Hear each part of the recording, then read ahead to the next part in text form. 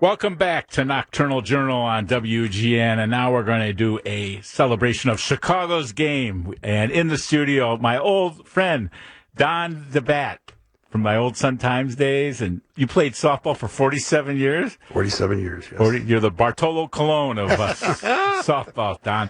And also joining us is George Bliss, the curator of the 16-inch Softball Hall of Fame out in Forest Park. Thanks for joining us, George. And I'm by Don DeBat. He's the legend that started this game and made it famous. I know. I can't wait to hear what he's going to say. It's great to see you, Don. It's been a long time. Absolutely great. So talk about why Chicago is the capital of 16-inch, and then tell the listeners who maybe not knowing anything about this the difference between 16 and 12, and why Chicago's 16. Well, the game was really born in Chicago in 1887. 1887. Our historian is here to check me on all my dates. Yeah. And it started as indoor baseball, essentially. But it was about the story about the boxing glove that was tied up and swatted. And well, what's the story? The Harvard, Yale, Chicago alumni, I think they wrapped a boxing glove with strings. I mean, George. They were listening at the Farragut Boat Club, which is down there by McCormick Place now, and they wrapped the string, and we documented this through the Chicago Historical Society, and a guy took a broomstick and hit the ball, and they go, oh, indoor baseball.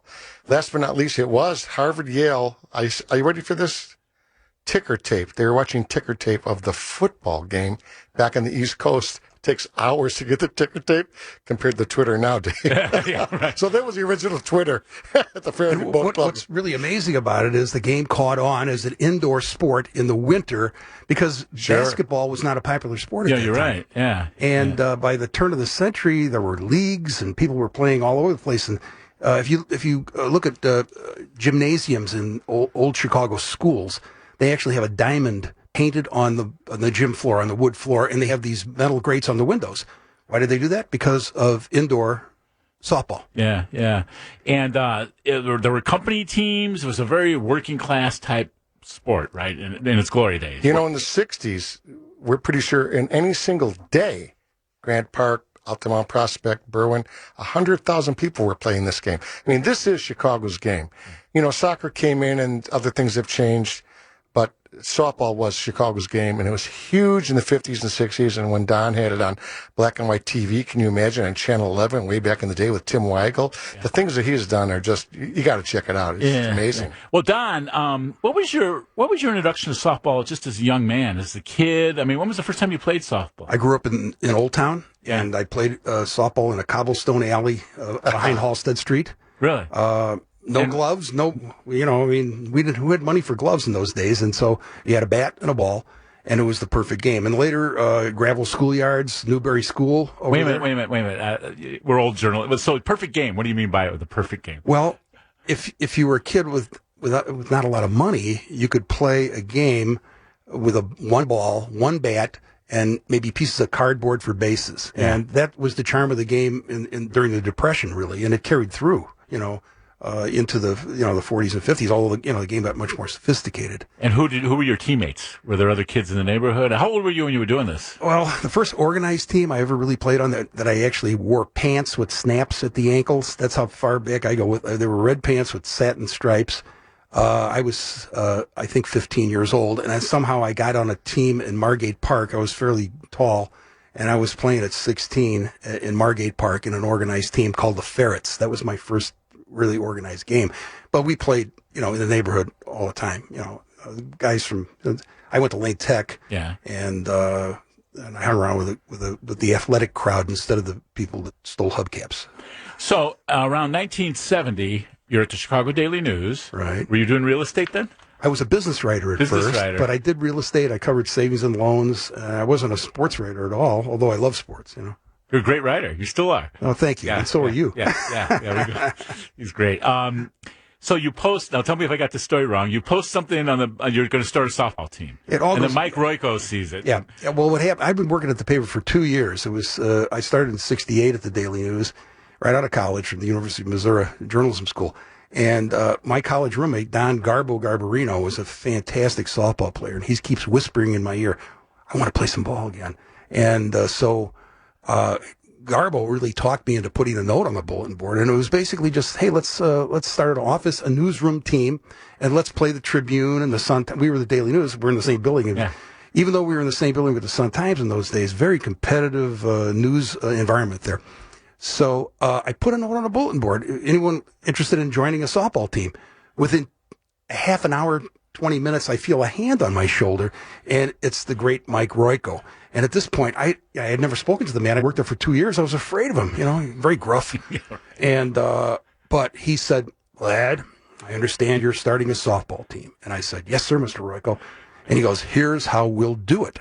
And I said, "Oh, okay." And he said, "You'll be the captain, and I'll be the manager." And like an idiot, I said, "It's my team, I said, "What are the duties of the captain?" And he says, "Well, you got to make all the calls and get the team out for practice, and you got to carry the bat bag." So my name is Don DeBat. So now I'm Batman. Okay. Later I became a pretty good hitter, but I'm Batman, lugging the duffel bag full of bats and all that stuff and balls. So, but he says, there are perks. You do get to design the T-shirt, the first Daily News T-shirt, softball team T-shirt. And I did, it just had the masthead of the paper, not too much creativeness on that part. But on the back, it had the famous goat heads that are in fact, those goat heads, I think, were designed for this softball T-shirt. And later they wound up on the Billy Goats sign in front of the bar. And we have that T-shirt at the Hall of Fame. It's in the Hall of Fame, yeah. Let me tell you my story about Mr. Royko. This is absolutely emotional. When I gave him the plaque that he was inducted in the first class, he cried, okay? And I said, "Mr. Royko," I said, it's the softball game. He said, "You see those Pulitzer Prizes? They go on the bottom shelf. This goes on the top." I was, to this day, blown away by that. Wow. He loved the game. It was his life. He couldn't wait to get out. As you know, the stories at the Billy Goat go on and on and on. And the money that was bet on those games, Don, whoa, big time. Well, the parties were legendary with Mike because we liked to hoist a few, but when we lost, the parties were often better, And was he a sore loser? I've got some film on that swearing up a storm. He wanted to win every game, and you probably seen the famous YouTube video of him talking about his last day. He wants to hit a home run around the bases, and have a heart attack and die on home plate.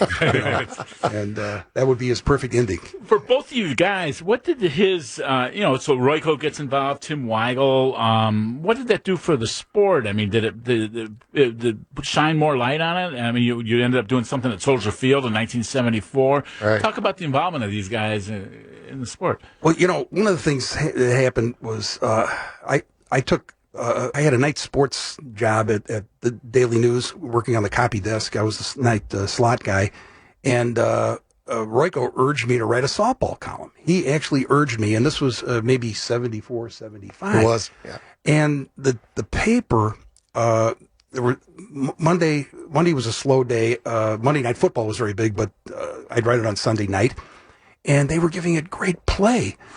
We had some half-page spreads on softball, and I think this sparked a little bit of interest. Now, was this for the Daily News or the Sun Times? For the Chicago Daily News. Okay. The Chicago Daily News. And I wrote a column about Beetle Bomb, Ron Brash, Sr. Dr. Ron Brash. And Ron Brash was a great softball organizer, and they called him Beetle Bomb, and he was, anyway, I wrote the story about he was a character.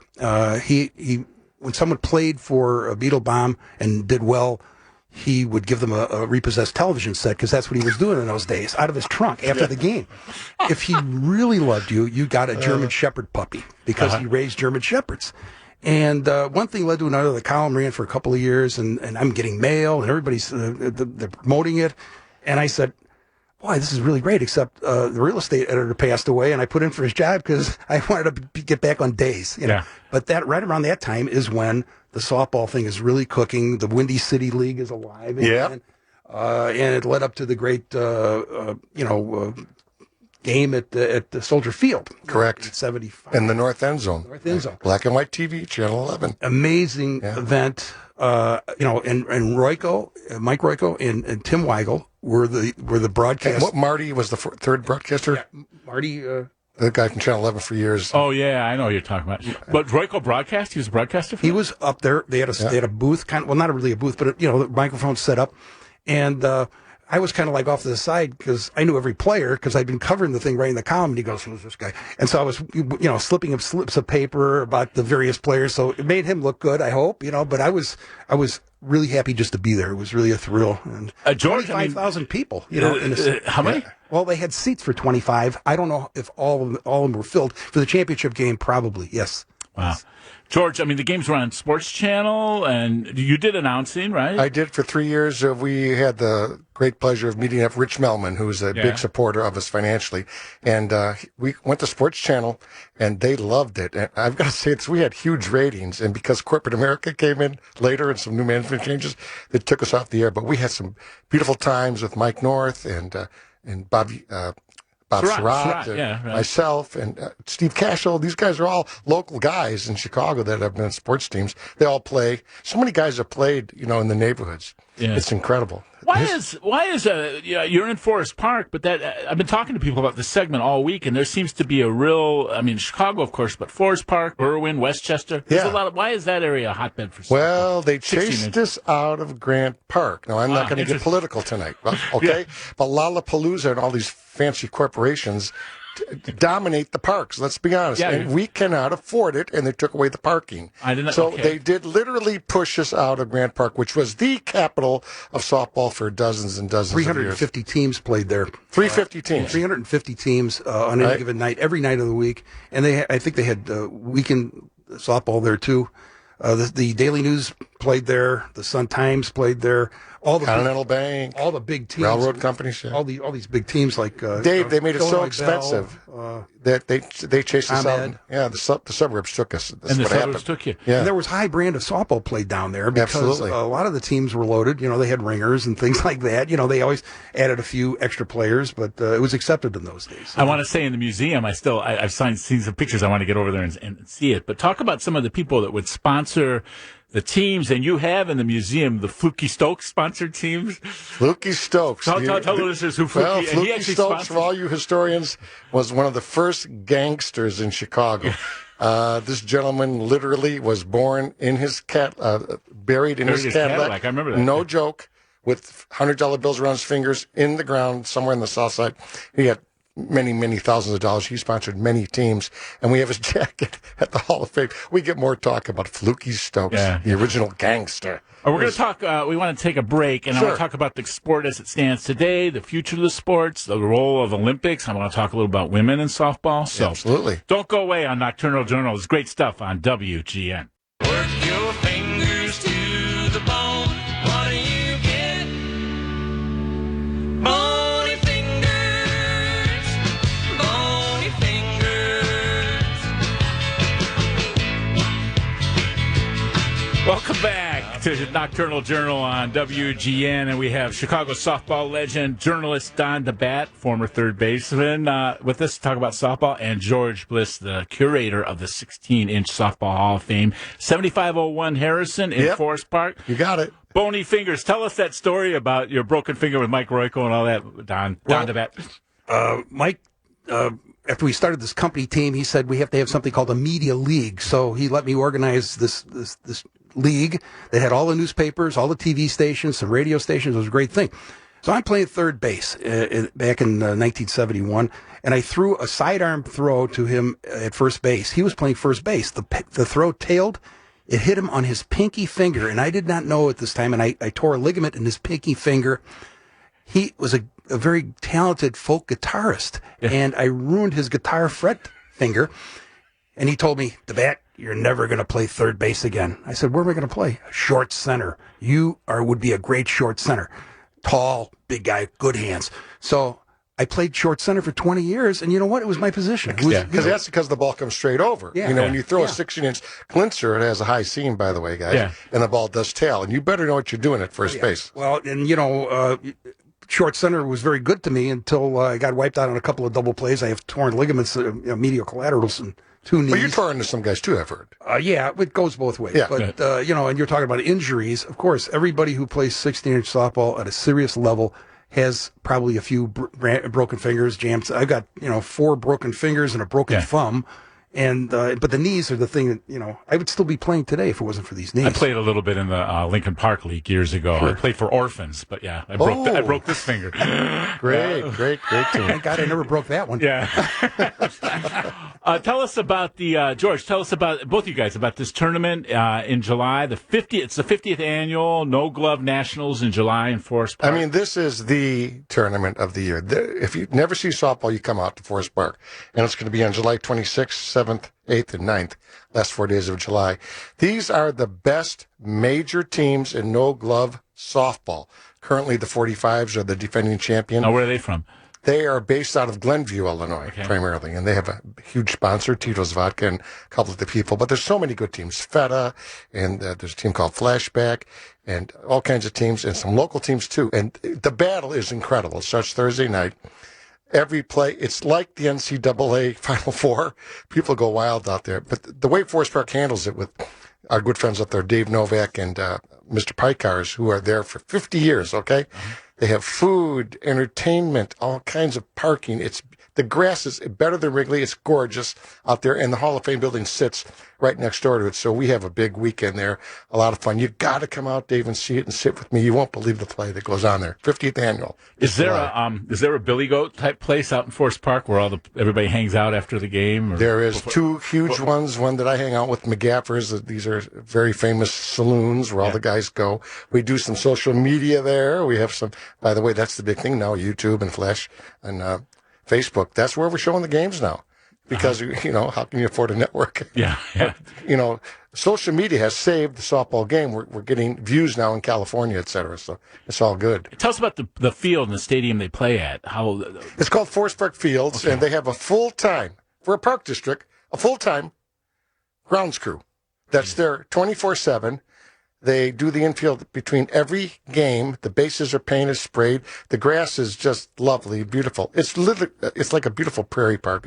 It's awesome. It's run by Lawrence Buckley, is the guy out there that does the turf work. It's absolutely incredible. Forest Park Fields. I think our friend Rich Dalton was telling me, was that a WPA field? Boy, Rich, yes, going way back 1930-something. Rich said he grew up across the street. He did. Yeah. It's the Wrigley Field of softball. We steal the concept, but it's absolutely incredible. And we have broadcasting out there. My good friend Tim Maher will be out there. He's broadcasting. I'll be broadcasting the game. We have the Slow Pitch Softball Association. That's the group that keeps everybody together. And then the national tournament, in where we invite teams from all over the world. That's going to be on Labor Day in beautiful Wheeling, Illinois. That's a Slow Pitch Softball Association. Is there a website? How can people find out more information? Very simple. It's called Google. Just go 16-inch softball Hall of Fame. You see the great picture of Mr. DeBat. You'll see hundreds of pictures. But the best thing is you can come out on Saturdays from noon to 4, and I will show you around, and we will have a heck of a time. We'll even buy you a beer for free. Okay. And we'll have a little pizza, and we'll see all the photos. What do you think? Okay, I will. Come on. You got to come busy, over, Dave. But after the 4th, I'll do it. John, right. You get out there. Got a book coming out, And don't forget, George is an individual inductee, which is a big deal in the 16-inch softball Hall of Fame, and so am I. I'm very proud of that. And I have the ring. I have the ball, the bronze ball, which is Tim Weigel got one and Royko got one. Yeah. It's something you put on your mantelpiece for life. I'm there with Royko and Sweetwater Clifton, my friend, and Don DeBat. Yeah. I'm there on the wall. Okay, we're going to keep you in just one more segment, talk about the future of the game. So don't go away. You can stay a little bit longer? Sure. Okay, sure. So don't go away, you guys. We'll be back after David Jennings and news on Nocturnal Journal. We're talking softball. From Maine to San Diego, talking softball. Mattingly and Canseco, Ken Griffey's grotesquely swollen jaw. Steve Sachs and his running with the law. We're talking Homer, Ozzie and the Straw. Welcome back to Nocturnal Journal on WGN. And yes, we've got softball legend Don DeBat, 47 years in the game.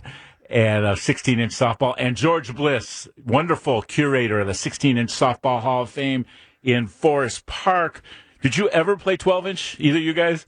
No, that's the sissy game. Yeah, right. Let's just get right to it. Yeah. Okay? Anytime any 12-inch team wants to challenge us, I'm on with it. We will crush them. Yeah. And I've proven this, and I'm not going to start, okay?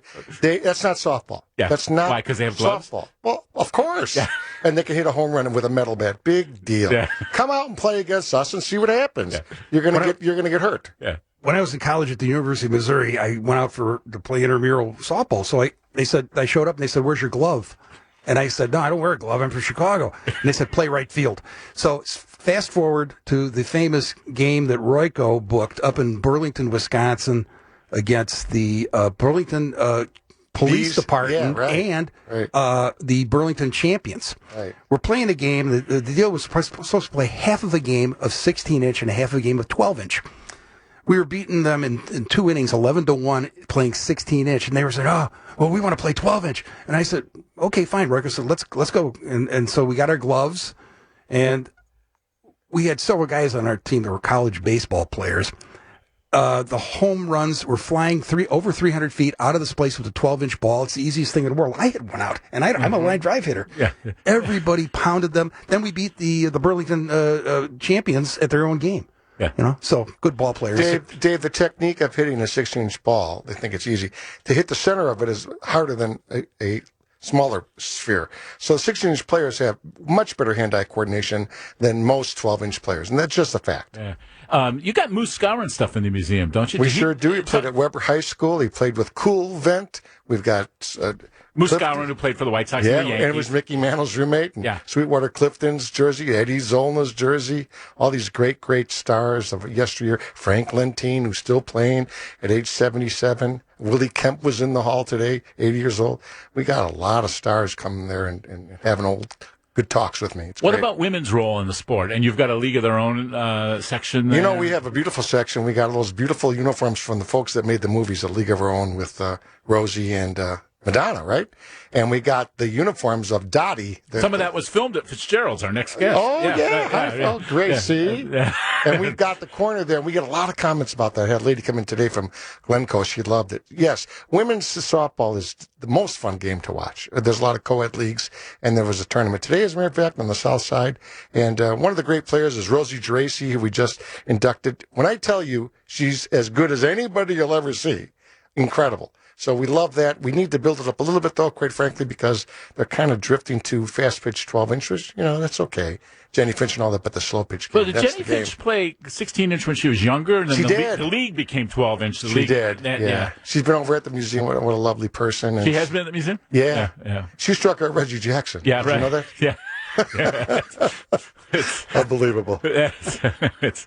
And what are the hours in the museum? How can people find Every out? Saturday from noon to 4. But for my friends on WGN, I'll give them a personal tour. Yeah. All they got to do is contact me. I'm on the internet, George Bliss. That's great. I'm right there. That's great. So, Royko, tell us about the book you brought in, the Boss and, the insignia. I have the autograph. a signed copy of first edition signed copy of Boss by Mike Royko. Wow. And on the fly leaf it says, "For Don, the greatest third sacker since Bill Serena." Now, I'm a Cubs fan. I didn't know who Bill Serena Well, was. and it's signed Mike.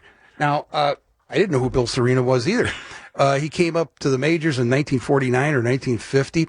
And, he hit some home runs the first year and then maybe 17. And then he had a terrible slump the next couple of years. And he made more errors at third base than any other Cub player ever. And thank God Ron Santo came along and preserved that position. But I think that's Mike's little way of his way of joking about moving me from third base to short center, which I think was the right move. I really do. But I want to ask you a little bit about what your final game was like. What was it like to play your last game? How'd you decide that? I mean, you've been at this. This is the love of your life, really. And my vintage Risk team, which started out as Risk, then it became Vintage Risk. It's actually my son Eric's I know Eric. Yeah. tag when he was a young artist, and the team became Vintage Risk because the team played together since 1985 continuously, and I my last game we were in a championship game. Last year was 2017. Yeah, right. And we were losing the game, and we had a big rally at the end, and we literally were one hit away from winning a 7th championship in 3 years. and there was a disputed play, and the umpire literally took us out of the championship game. So it ended on a sour note. The previous year, in that same league, I got the win in the championship game at Treves Park. This time we lost, and it was a bummer. It really was. It took me about 3-4 months to get over that, and then finally I said, okay, I'm not going to play anymore. I'm going to write this book and get it done. Chicago's game coming this fall. Hey, It's going Dave, to be out this fall? I hope so. Dave, that umpire is missing. Did I tell you that? They haven't found his head. I'm kidding. You know who you are. So the book will be out. I know you've been working on it a long time. I'm trying to get it all together now. You got to come back when the book comes out. Being on your show really sparked my, when you're writing a book, sometimes you have other projects you're working on. I write every week, and I went through a whole bunch of stuff today, and I said I could finish this up in a couple months if I really get on it. Oh, good for you. And writing is, as you know, you have to devote yourself and really grind it out in some ways, because that's what it is. I mean, it may be great stuff, but you sweat over every word. You know how that is. Yeah. You guys are great. In the time we have left, can you just give me a little status of how the game sits today? Younger people, how many teams are there? Yeah, George, go ahead. We're just celebrating the 50th anniversary. We just built the museum 4 years ago, so come on out and see us. And our president, Ron Kubicki, and Ray Tops, and everybody out there that's done such a great job. We're building the game back up, quite frankly. You are. It's slow but sure, but I got a really nice call from the Chicago Police Department commander about a year ago. We're in McKinley Park every Wednesday teaching kids that have been at risk and that have just gotten out of jail, quite frankly, to play 16-inch softball. Good, and that's I'm great. telling you, they love it. And the last year when we had about 17 kids, this is a great piece of information. Not one reoffender. They had something to do, Dave, when they took Chicago's game. So we're trying the best at the Hall of Fame to get this game, bring back Chicago's game, bring back the love that Mike Royko brought us and Mr. DeBat. This is the game that keeps people together in Chicago. This is the team game of our city. Well, what you guys do is so important. A lot of my books and a lot of stuff I did it's oral history, and you got to capture these stories and sharing these stories tonight on the radio and sharing them in book form and sharing them at museum. It's really, really great because it's got such a deep history in Chicago. Well, another thing that's really promising is we have 16-inch softball is a high school sport in the public school system. My good friend Paul Ballas started it 3 years ago, and it's gaining momentum now. So it's all good. I think it's been an active sport since 1999. That's correct. But exactly Lane Tech, my alma mater, won the championship several times in the last few years, and the championship is, by the way, going to be coming up pretty quickly for this year. And in a little bit of time, you want to pay homage to Sam Jandusa. You wrote about him, one of your teammates, the soft hands. Talk about him in the time we have left. Well, Sam unfortunately passed away. April. Yeah, and his memorial will be the 30th of June out at Nelson Funeral Home in Mount Prospect, and. Sam Jandusa was one of the sweetest guys I played ball with in the 47 years. I played with him probably for about 10 or 15 years, and soft hands, a beautiful personality. Studied to be a chiropractor, and he would adjust our aching backs Give during you back the game. adjustments. You wrote. Free back adjustments. And one of the best clutch hitters in the game. Mike Royko said, if it was the bottom of the seventh and the tying run was on base, he wants Sam Jandusa to come up and hit the ball. Got it. Wow. Beautiful stories. Well, thank you so much. This was really, really great.